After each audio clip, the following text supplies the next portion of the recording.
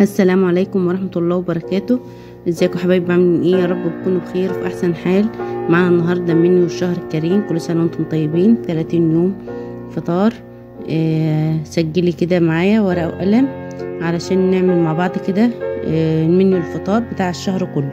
كل سنة وانتم طيبين، نعاد عليكم الايام بخير وسعادة وهنا يا رب.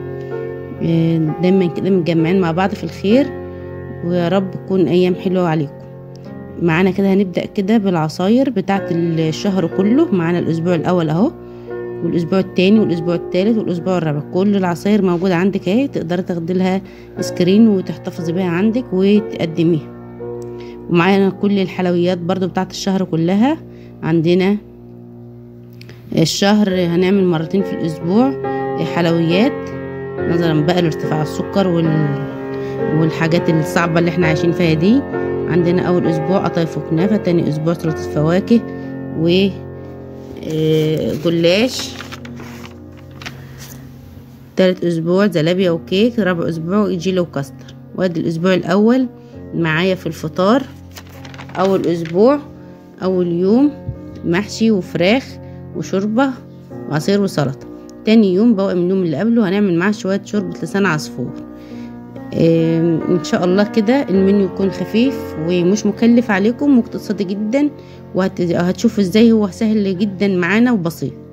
اليوم الثالث معانا مكرونه بشاميل وسلطه وعصير، وهنعمل معاه كده شويه شوربه برضو خفاف. ده شيء اساسي ان احنا عندنا السلطه في الاكل والعصير والشرب. اي حاجه جنبها بقى بتبقى خفيفه كده وحلو، ده اساسي معانا في الاكل. اليوم الرابع هنعمل شوربة عدس مع فتة وسلطة وعصير. اليوم الخامس سمك مقلي ورز وسلطة. هنعمل كده سمك مقلي خفيف كده من غير صلصة، وهنعمل معاه رز صيادية وشوية سلطة حلوين كده.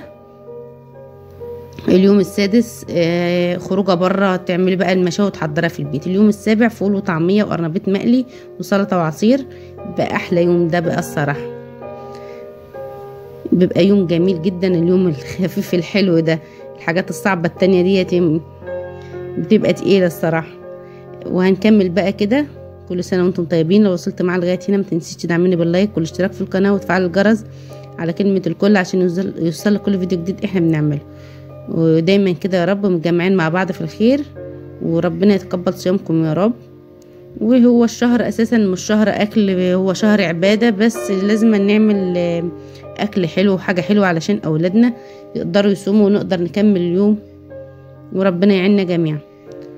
الاسبوع التاني اول يوم كده صينية جلاش وسمبوسة وسلطة وعصير وشوربة.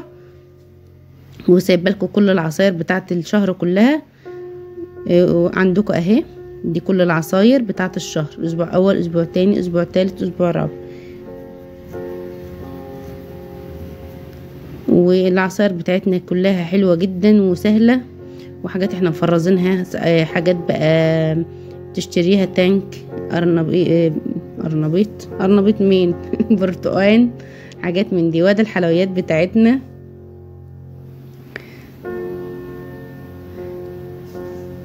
زي ما قلنا اول يوم جلاش وسمبوسة وسلطة وعصير وشوية شوربة كده. تاني يوم معزومون برا، عندنا عزومة برا واخدين حلويات بقى ورايحين العزومة. تالت يوم عندنا صينية سمك مكاريل وشوية رز صيادية وعصير. ما تلتزميش بالصور، يعني مش شرط الصورة اللي نازلة تبقى هي دي الوصفة والاكلة اللي احنا عملناها، دي حاجات احنا عملناها كلها مع بعض. وادي السمك بيبقى حلو جدا في الاكل برضو. احنا هنعمل يوم واحد في الاسبوع سمك بس علشان الاولاد. اليوم الثالث عندنا بقى طاجن تورلي وشوية رز وسلطة. اليوم الرابع عندنا بواقي اكل من التلاجة وشوربة وعصير.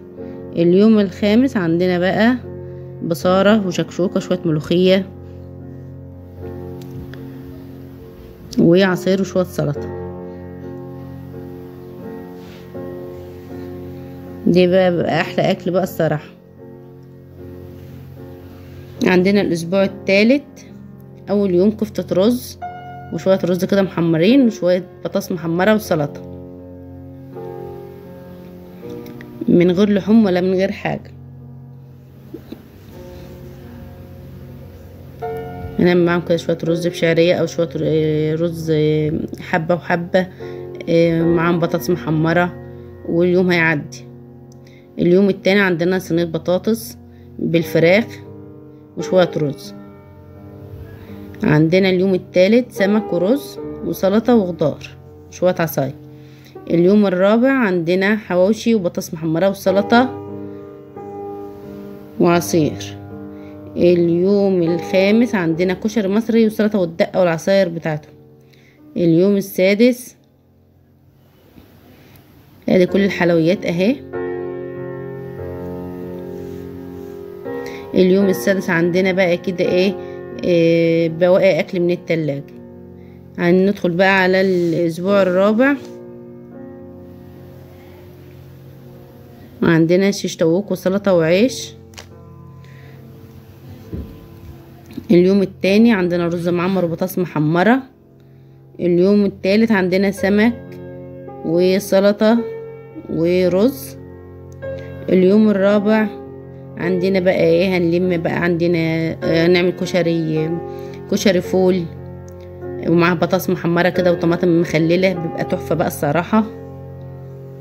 عندنا اليوم الخامس ممكن نعمل محشي كده، يعني محشي ومعاه فراخ وشوربة.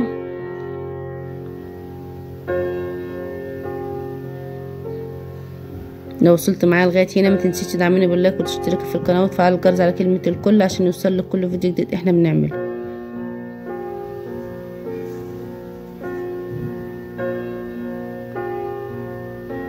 ان شاء الله هعمل لكم منيو بالسحور، وكده نكون احنا عملنا منيو الفطار ومنيو للسحور. عندنا اليوم الخامس فراخ ومحشي زي ما قلنا وشوربه وشويه سلطه كده جنبهم. وهنعمل منيو للسحور ان شاء الله وتابعوني. اليوم السادس هنعمل هنعمل شويه شاورما كده وعيش وشويه سلطه طحينه كده وسلطه خضراء.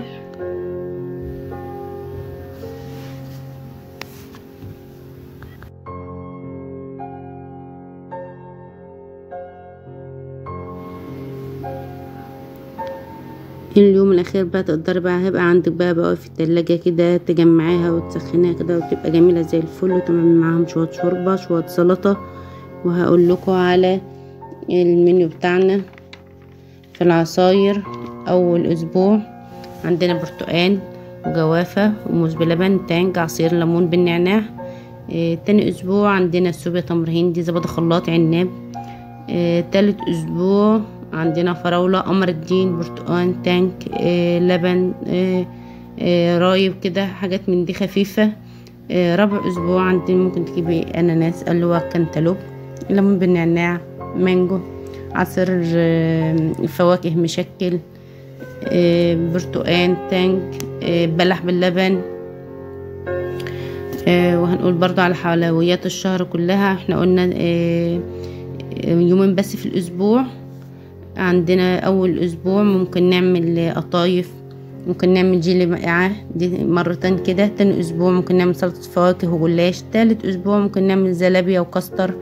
رابع اسبوع ممكن نعمل كيك لقمة القاضي اللي احنا قلناها زلابية اللي هي لقمة القاضي. ممكن نعمل اي حاجة من القطايف، يعني ما تقفيش على حاجة. انتوا ميزانيتك انتوا ظروفك تقدر تعملي الحاجات اللي انت بتحبيها اولادك بيحبوها. وان شاء الله نكمل مع بعض كده منيوهات تانية كتير في بقية الشهر، والمتاح ليك والمتوفر عندك اعمليه. واسيبكم كده مع شوية اكلات تقدر تستفادي بيها اللي يعجبك تختاريه باذن الله.